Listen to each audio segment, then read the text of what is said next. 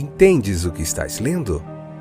O podcast que te leva através das páginas da Bíblia, livro por livro, capítulo por capítulo. Uma exposição bíblica emocionante. Aperte os cintos e embarque comigo nesta viagem.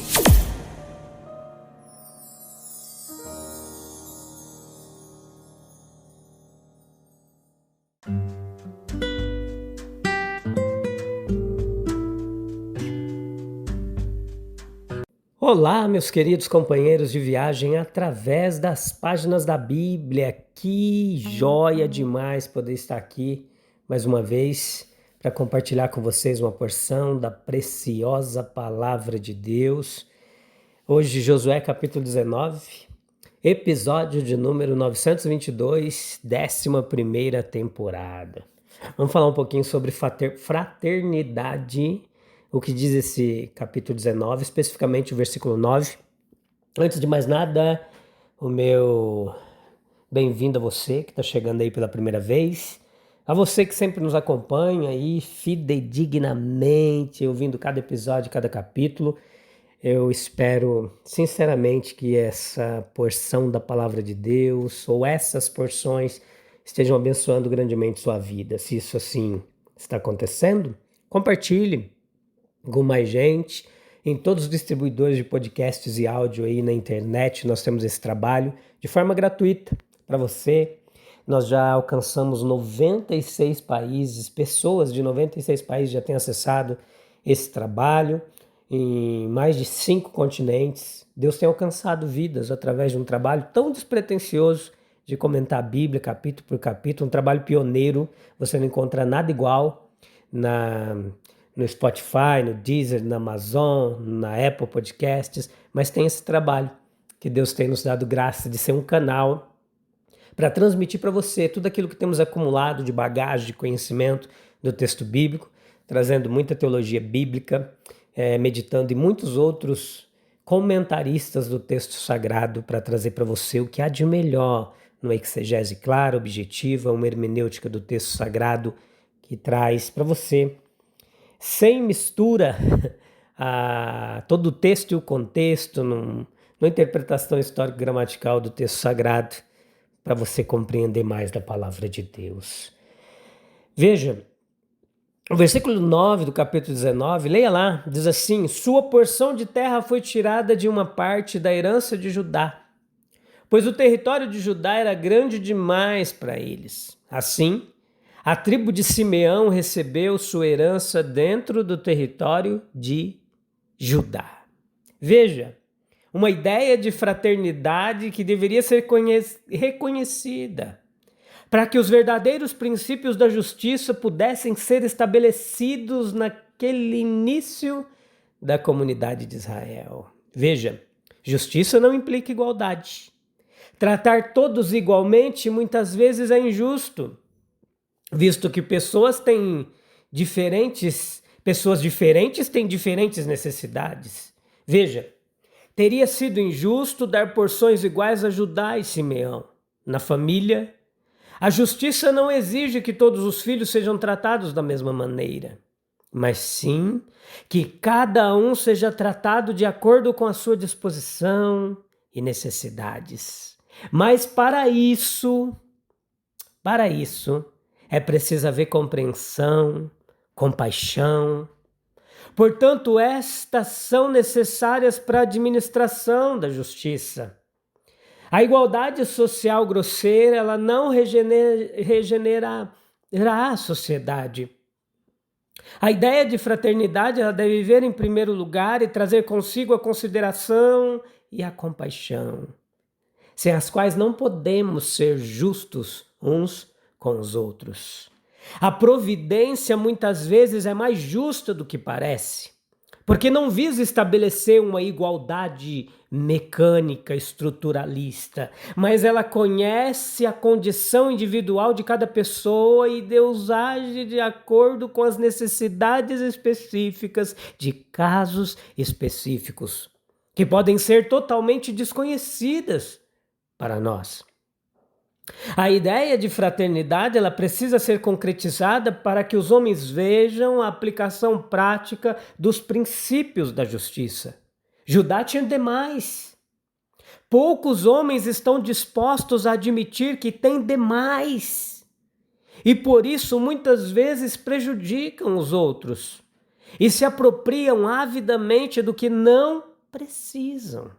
Enquanto os homens não sentirem a fraternidade com os outros, não encontrarão a medida pela qual possam julgar se têm ou não mais do que a sua devida parte das vantagens da vida.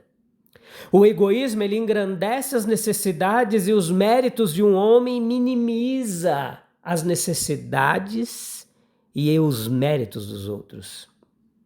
Para sermos justos, devemos vencer o egoísmo com a fraternidade. A ideia de fraternidade ela deve se apoderar dos homens antes que eles possam praticar a acomodação mútua exigida pela justiça. O texto nos ensina que os filhos de Simeão tinham sua herança dentro da herança dos filhos de Judá. E isso só poderia ser desfrutado pacificamente enquanto as duas tribos vivessem em termos de benevolência fraternal. A justiça não será alcançada sob um sistema de competição invejosa, em uma corrida egoísta por riquezas. Isso leva os fracos e desafortunados a perderem, e os fortes e afortunados a ganharem mais do que é justo. A ideia de fraternidade ela impedirá que os homens tirem vantagem injusta uns dos outros. Ela estabelecerá o princípio da cooperação em vez do da competição e substituirá os benefícios mútuos da família pelos lucros egoístas de um estado de guerra constante. A herança de Josué, aqui no versículo 49 e 50, nos traz também lições preciosas de aprendizado. O verso 49 diz que depois de que todo o território havia sido repartido entre as tribos, os israelitas deram a Josué uma porção de terra como herança no meio deles. Versículo 50. Pois o Senhor tinha dito que ele poderia receber qualquer cidade que quisesse. Ele escolheu Timnat-Sera, na região montanhosa de Efraim, e ali reconstruiu a cidade e habitou nela. Josué recebeu uma herança entre seus irmãos. Após o trabalho e a batalha vem o descanso e a recompensa. Embora Josué fosse um homem de guerra, ele não passaria todos os seus dias lutando. Às vezes, é bom que os ativos tenham um período tranquilo de aposentadoria na velhice. Para todos os servos de Deus há uma herança de descanso quando a obra deste mundo estiver concluída. Hebreus 4:9. A herança de Josué foi concedida segundo uma promessa divina. A verdadeira devoção se fundamenta em motivações altruístas. Contudo, a perspectiva da recompensa é acrescentada pela graça de Deus como um encorajamento. Cristo ansiava por sua recompensa. Hebreus 12:2. Só somos culpados de agir por motivações vis quando a ideia de lucro pessoal entra em conflito com o dever, ou quando é a principal motivação que nos leva a cumprir qualquer dever. A herança de Josué, ela foi semelhante à de seus irmãos. Ele era o governante do povo, mas ele não recebeu honras reais. Ele os conduziu à vitória, mas não recebeu nenhuma recompensa, digamos, excepcional. Este é um grande exemplo de altruísmo, simplicidade e humildade. É nobre almejar o serviço elevado em vez de ricas recompensas. A ambição é um pecado de egoísmo vil, disfarçado com uma falsa aparência. O cristão ele é chamado a cumprir o serviço mais elevado com a mais humilde conduta. Lucas 22:26. Os cristãos são todos irmãos sob um só mestre. Mateus 23:8. Josué é uma figura de Cristo em sua grande obra e humildade altruísta. Josué recebeu sua herança das mãos do povo. Ele não se antecipou para tomá-la para si. Ele submeteu-se à escolha e à vontade do povo. É uma marca de verdadeira humildade. Recusar-se a usar influência e poder para obter vantagens pessoais. Josué é um nobre exemplo de um homem que exerceu autoridade sobre os outros sem desenvolver um espírito de egoísmo ou que pudesse restringir a escolha popular. É uma grande conquista ter um governo forte e unido governando um povo livre. Josué ele não recebeu sua herança até que todas as outras pessoas tivessem recebido os seus bens. Ele foi o primeiro a servir e o último a receber a recompensa. Esse é o verdadeiro espírito cristão, que coloca o ego, o si, em último lugar.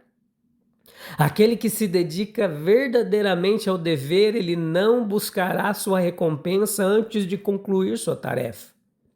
O mundo muitas vezes demora a reconhecer aqueles que lhe prestaram o serviço mais valioso.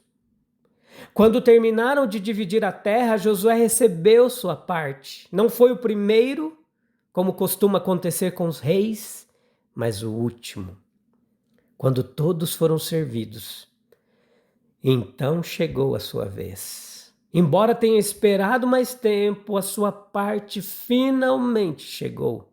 E quando chegou, foi ainda mais bem-vinda por ter sido bem merecida. Observem, 2 ou 3 coisas que nos são apresentadas dessa forma. Um traço de honra. A honra é o florescimento da retidão. O seu funcionamento instintivo e mais refinado em assuntos delicados demais para serem tocados pela lei. Não é tão comum quanto deveria ser, pois a nossa natureza ela é frequentemente grosseira e a honra sempre tem um preço. Nós preferimos optar por virtudes mais baratas, especialmente aquelas que são ostensivas, óbvias, além de banais. Mesmo aqueles que atentam para o honesto, o justo e o verdadeiro do preceito de Paulo, às vezes negligenciam o puro, o amável e aquilo que é de boa fama. Veja, Josué aqui ele surge como seria de se esperar, como um homem de honra. Tal fé jamais existiu num coração egoísta. Tal coragem que o caracterizava naturalmente era acompanhada por emoções de nobreza semelhante. Sem dúvida, alguns amigos tolos, bajuladores, o incitaram a aceitar seu destino primeiro e reivindicaram talvez o seu direito prioritário a ele, tanto como espião fiel, quanto como um líder bem-sucedido. E a voz mansa e delicada da honra sagrada dentro dele não falou em vão.